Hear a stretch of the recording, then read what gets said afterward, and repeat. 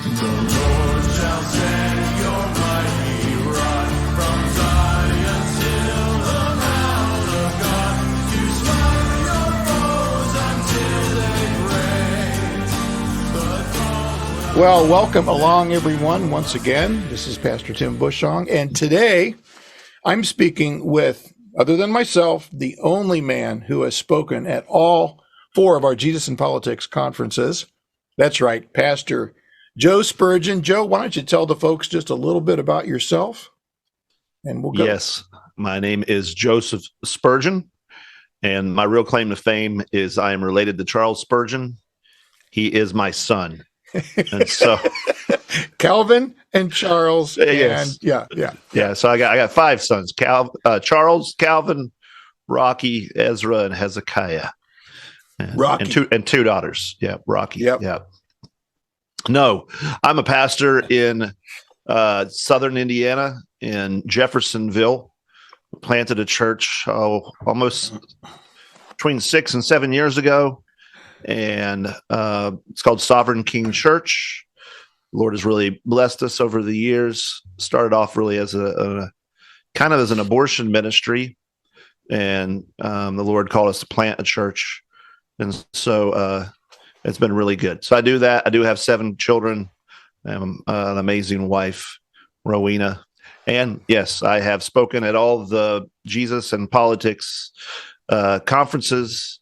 And I don't know what, like, does Tim have what, are you being bribed by somebody or what? Like, I don't know why I keep coming back. My lips are sealed. If I tell you, I got to kill you. Every time I try to come and see if I can offend the people, and then they won't bite me back. But right. Well, working. I was trying to remember today. What was the impetus for asking you in the first place? Remember, it was 2020. Clown world was in full bloom. Masks, the jabbies, all the stuff was going on, and I thought, let's just do this. And as I said in the last video, we were only 30 days out. It was like a month in advance. Let's plan and host a conference. And you know what? We had a pretty decent turnout, and the next year was really good. And one of the reasons that I wanted to bring you in the first place was in all seriousness, I knew I could trust you. You're a man of conviction. You're not going to pull punches, and you've got some street cred, especially as regards to involvement in the political sphere, especially in the abolition movement. And but this year, we don't really have a theme other than "Hail to Jesus," and that kind of ties into our version of Psalm 110 that we just did as a church. We released that video. It's got 8,200 views, and people are singing it in their churches. And we sang it in ours, by the way. Right. And one of the coolest things, I got a video from some of the abolitionist street preachers in Indy, and they'll play the song and then use the lyrics of the song to bounce off into their sermon topic as they're proclaiming the gospel. Jesus is King. I'm like, oh man, that is so cool. So this year, Joe, not really sure what your topic is yet. I know I've suggested a couple very, very non-confrontational. There's no controversy there. Yeah. However, the question we're asking everybody who's coming to speak is this: is there a blind spot for evangelical Christians in America regarding politics? And if there is, why? Why do Christians have such a weird opinion of the Christian and involvement in the political sphere? Just as an example, last year, I had a well-known local Christian publicly on Facebook say, any church that has a conference like this should lose their tax-exempt status. I tried to interact with him privately on Messenger, and he wasn't having it. And so anyway, I have some ideas of my own, but just give us some of your thoughts on why is it that Christians are just squirrely when it comes to culture and politics? Yeah. I'm going to throw something out, and then I'll give the nuance to it. All right. You ready? No, wait. Blind spot. Is this a cinder block in the back of a rotten rowboat? Maybe. I don't know what that means, but yes. That's a I hope we're not going to drown. Okay. There we go. All right. The Constitution. That's our blind spot. Right. And it's not that I don't like the Constitution. I think it's probably one of the greatest political documents ever written, as far as how it has helped guide our country for so long. And yet, what I mean by that is really misinterpretation of the Constitution and misapplication to the idea that Jesus and politics don't mix, or Jesus and civil government don't mix. And so many, I would say, American Christians just they have the lordship of Christ probably over their home. Mm-hmm. I mean, they at least acknowledge it over their home, whether they actually do or not. And then obviously in the church, but you step outside the church, you step outside the home, go to your work, well, then that gets a little bit more iffy. And then you think civil government, then no, that's out of the realm. Jesus said his kingdom was not of this world. And so obviously that means that any attempt to want to see his commands and the law of God be known in our culture, our civil realm, is going against what Jesus had said about his kingdom. It's making it worldly. That's the blind spot, I think. So, in other words, it's almost an Anabaptist type of view of reality, in that anything not directly involved or directly relative to the sphere of the church and the sphere of the family is by definition worldly and therefore sin. Or at best neutral. Is that? Yeah, I don't know that everybody would say sin. I think this ditch goes different ways. I think it can go the liberal route and the conservative route. Mm-hmm. And what I mean is, conservatives, then they it's not like they're abandoning politics, but their politics and what they're caring about in the political realm mostly all originates from actually the world, because they say his kingdom is not of the world. Well, ends up then they follow the world in certain areas like civil government. And so you have conservatives, where are they getting all their talking points? Getting it from the world. You're getting it from the Republican platform, and this is not to bash Trump, but from, it's everything is about him rather than, okay, what about Christ and his commands? Yeah. And again, I voted for Trump, would vote for him again in the future if he was a Republican nominee. So I'm not saying we don't have be practical, in a sense, somewhat pragmatic concerns with our principles. But the question is, where do the principles come from? Who's guiding us? Is it Ben Shapiro or the law of God? Yeah. Yeah. I was thinking along those lines. I took a walk earlier, and I was just thinking about the concept of Christ teaching his disciples that in regards to evil, we're to be innocent as doves, but we're to be wise as serpents. Don't be stupid. Even the master's servant is commended for his judicious use of money. There's economics, there's households, there's even the idea that the political sphere is off limits. Well, the polis is just the people. It's how governance is baked into God's creation. There are hierarchies. President Biden is greater than I am. He's the president. He doesn't mean he's better than I am, but he's greater in office. And so you think it's kind of a misapplication of what Jesus said regarding his kingdom? Is that? Yeah, I would say that just the sense of that the commands of the king don't necessarily apply to the civil realm. And obviously, when Jesus said that my kingdom is not of this world, what did he go on to say?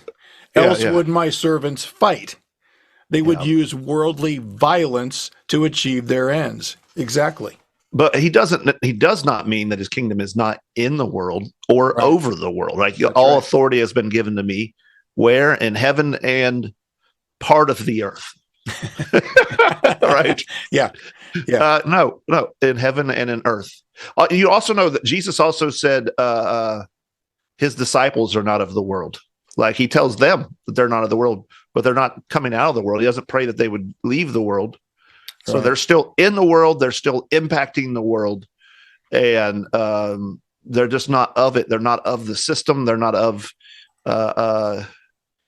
the way the world operates. And so when Jesus talks about his kingdom not being of this world, he's speaking. He doesn't get his power from this world. That's right. He doesn't have to fight to be king. He Right. is king. Right. God made him king. Psalm 2. I've set my king upon his holy hill. Right. Today I have said to you, you're my son. I've begotten you today. And if you look in Romans, when does it say that he did this? At the resurrection, right? He was declared the Son of God with power in the resurrection. So he was declared, like Psalm 2, all of that. And that's why right after the resurrection, what's Jesus do? He says he has all authority in heaven and on earth. Go make disciples of the nations. And that includes every area of life, including the civil realm, and your job where you work. There's not an area that's untouched by the commands of our King and by our living that out. Right.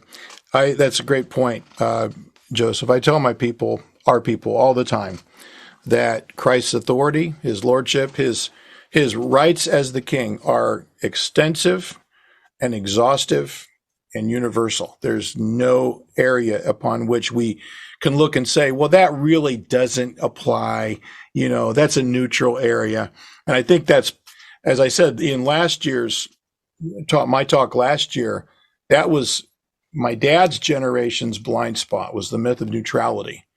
Like there can be this, it's almost like appealing to, well, natural law. We all know this. Everyone knows it. It's written in their hearts as part of the general revelation. Well, that works when you're in the United States of America in 1960 or 50 or 40 to one greater degree or another. Do you think, and we can kind of tie this up here, but do you think that this misinterpretation then, as you said, and I'm just kind of fleshing out, summarizing what you said, misinterpreting what Jesus said in his conversation with Pilate in John 18, then leads to a greater misinterpretation of your own nation's founding documents, like the Declaration and the Constitution?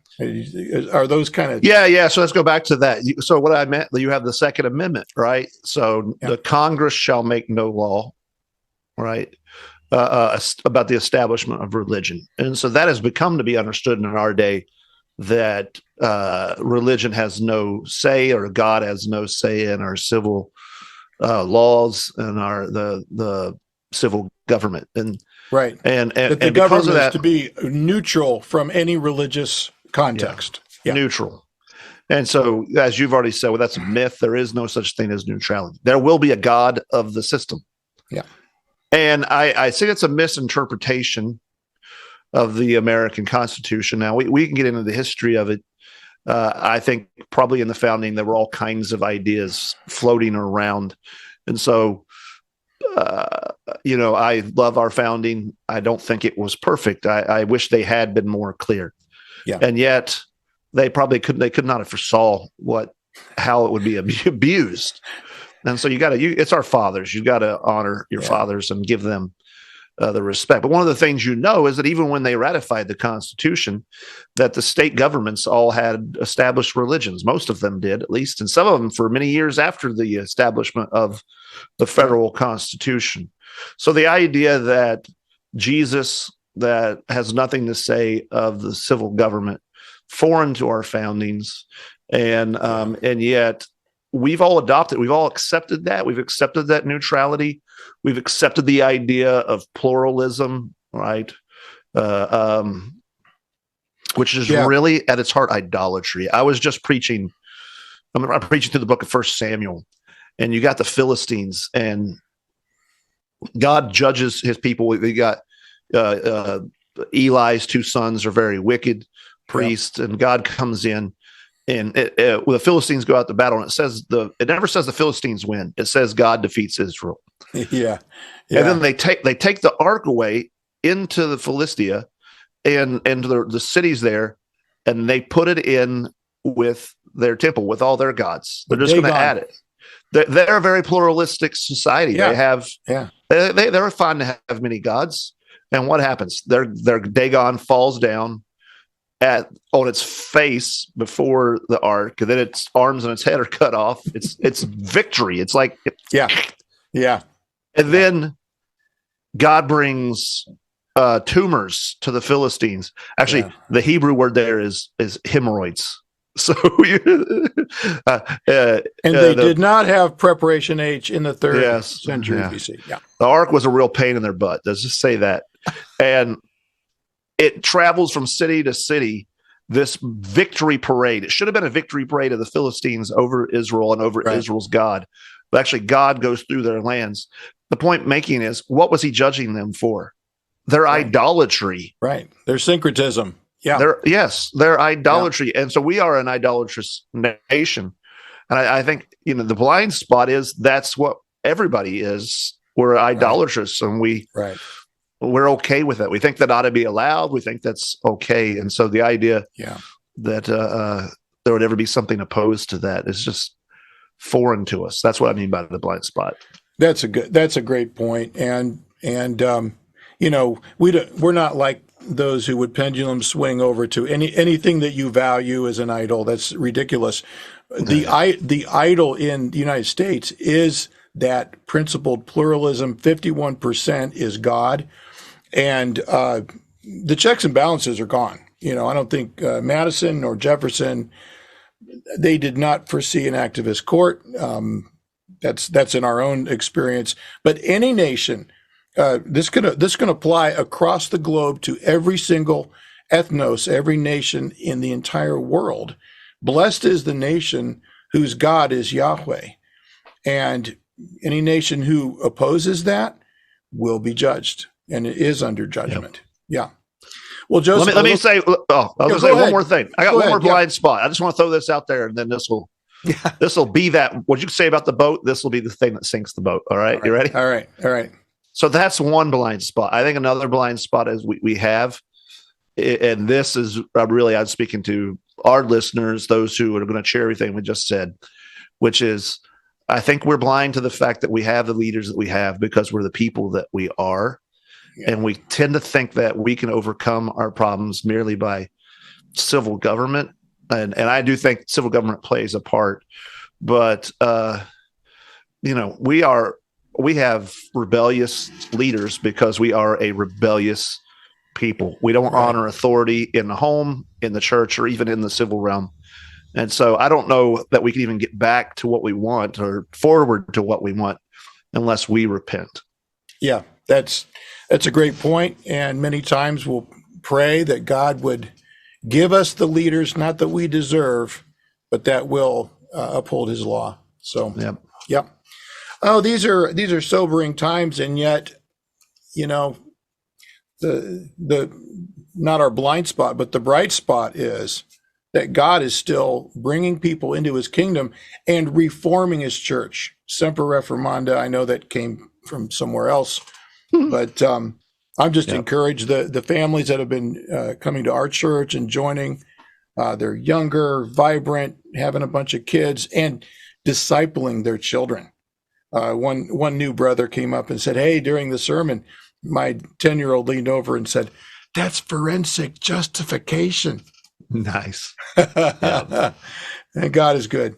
Well, good. I really look forward to seeing you. If you bring the whole gang, there is that swimming pool at the hotel.